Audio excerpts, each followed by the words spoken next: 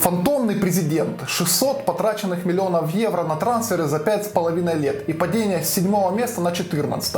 Вот в такую команду попадет Виталий Миколенко из Динамо. Всем привет. Меня зовут Александр Сашко, и я заместитель главного редактора на сайте UATribuna.com. И я расскажу об Эвертоне, новой команде Виталия Миколенко. Что происходит в клубе, как играет Эвертон, какие требования у Рафаэля Бенитеса к левым защитникам, а также кто будет конкурентами Виталия Миколенко в Эвертоне. Поехали!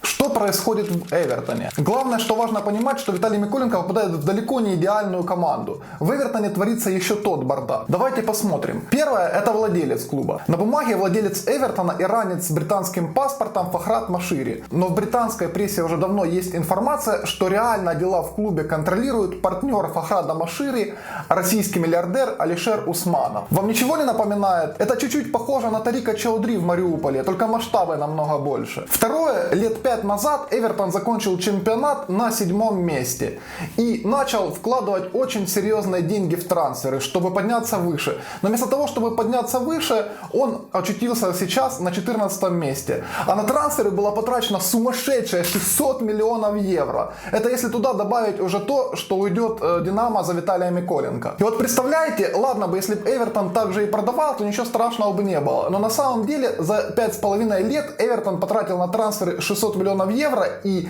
баланс этих трансферов минус 300 миллионов евро. Можно было бы всю УПЛ купить. То есть Миколенко попадает в команду, которая совершенно не умеет тратить деньги и сделала кучу трансферов, которые теперь ей просто не нужны даже. Едем дальше. Третье, это ситуация с менеджментом. Конечно же, после такой истории, когда команда так закупилась, а на самом деле никаких результатов нет, был уволен спортивный директор клуба после 3,5 лет работы. То есть, по сути, достаточно большая часть игроков, которые сейчас есть в команде, пришли туда как раз при работе спортивного директора Марселя Бранса. Его уволили буквально вот в начале декабря. Кстати, его уволили и не просто так. У него был конфликт с Рафаэлем Бенитесом, ну, как минимум, плохие отношения. И вообще, Бранс не хотел, чтобы Рафаэль Бенитес приходил в команду. Но руководство выбрало именно Рафаэля Бенитеса. Едем дальше. Четвертое, это то, что Рафаэль Бенитес вообще-то сам находится под угрозой увольнения, потому что результаты Эвертона отвратительные. Да, одно дело селекция, что не все игроки вышли на тот уровень, который рассчитывал Эвертон.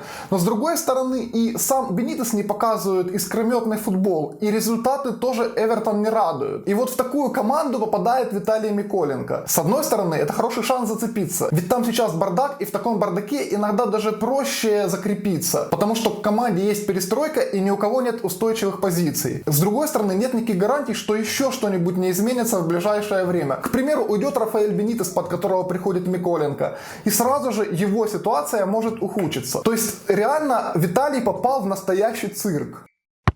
Как играет Эвертон и что Бенитес требует от левого защитника. Основная схема Эвертона 4-2-3-1. Достаточно хорошо знакома Виталию по Динамо. Иногда Рафаэль Бенитес использует схему с 3 центральными защитниками. Например, в последнем матче он взял ничью с Челси 1-1, именно играя по этой схеме. Поэтому стоит ожидать, что возможно эта схема будет использоваться чаще, особенно с учетом того, что у Бенитеса появится еще один защитник. А Виталий Миколенко ведь может сыграть не только слева, но и в центре защиты. Эвертон Бенитеса одна из самых примитивных команд АПЛ. Это розыгрыш мяча через длинные передачи, это очень слабая игра в пас, это больший расчет в атаке на индивидуальные качества своих сильных футболистов, а не на командную игру. Я выбрал несколько характеристик, которые отчетливо показывают, насколько примитивен Эвертон на уровне АПЛ. Владение мячом — 18 место в лиге, передачи — 15 место в лиге, процент длинных передач от всех передач — 16 место в лиге, точность передач — 18 место в лиге, касание в штрафной — 15 место в лиге,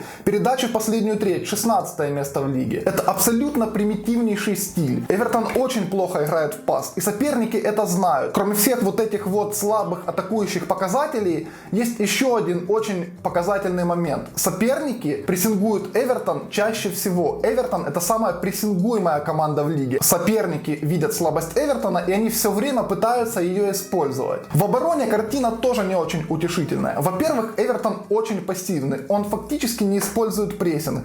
Если говорить об интенсивности прессинга, то он занимает 18 место в АПЛ. И в обороне все рассчитано больше на средний или низкий блок. И вот там Рафаэль Бенитес уже рассчитывает на то, что его игроки будут хорошо бороться, хорошо читать игру и перехватывать, и за счет этого возвращать владение. Именно вот в этих показателях Эвертон один из лучших в лиге. Например, он 4-й по единоборствам в обороне и перехватам, и 5-й по верховым единоборствам. Если взять все вместе, то получаем команду, которая играет по философии аутсайдера. Отдает мяч сопернику, не пытается прессинговать, максимально аккуратно в обороне. Соответственно, и требования к левому защитнику такие же.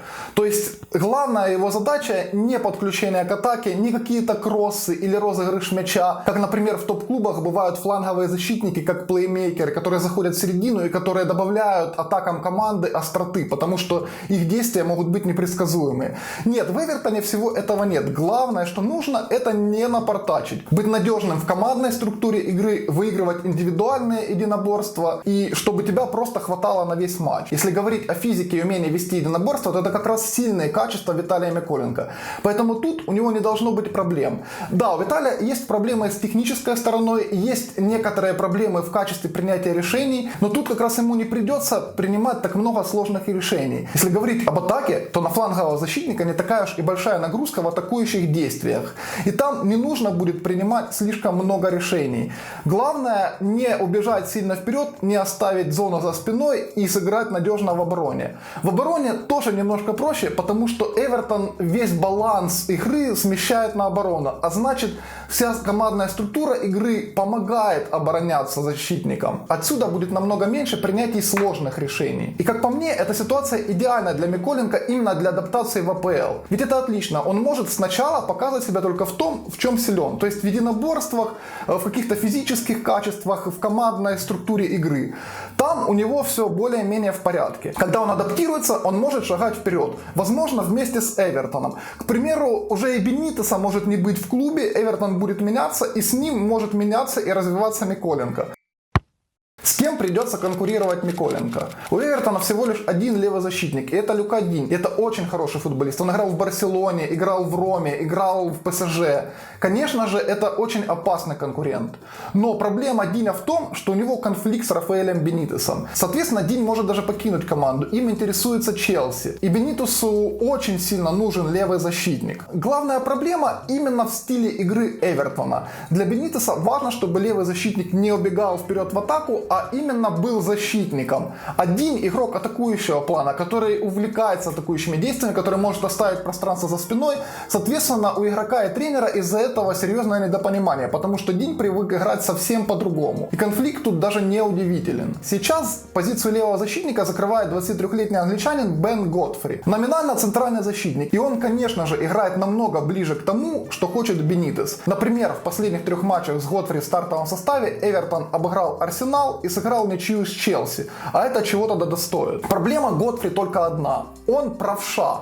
Соответственно, его вообще невозможно рассматривать всерьез на позицию левого защитника долгосрочно. Он просто закрывает дыру, возникшую из-за конфликта Люки Диня и Рафаэля Бенитеса. И я знаю, что многие рассматривают трансфер Миколенко именно как следствие этого конфликта. Динь уйдет зимой, и дорога для Миколенко в стартовый состав будет открыта. С этим трудно не согласиться, но внимательно посмотрев состав Эвертона, я заметил, что вообще-то у них в составе Динь единственный левоногий защитник вообще. Из центральных, из левых. И им очень нужен игрок с рабочей левой ногой, даже если Динь не уйдет. Миколенко может играть левого защитника, Миколенко может играть левого центрального защитника. Особенно это полезно будет в схеме с 3 центральными защитниками, которую Бенитес использовал против Челси. Приход Миколенко, даже если Динь не уйдет, добавит Эвертону гибкости. И такой футболист им вообще-то нужен в любом случае. Понятно, что Эвертон играет настолько примитивно, что ему и не сильно важно, какая рабочая нога у центрального защитника.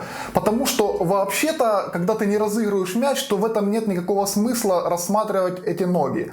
Но все может измениться, Бенитес может уйти. И тогда, если придет другой тренер, у него, к примеру, может быть возможность использовать Миколенко на 2 позициях сразу.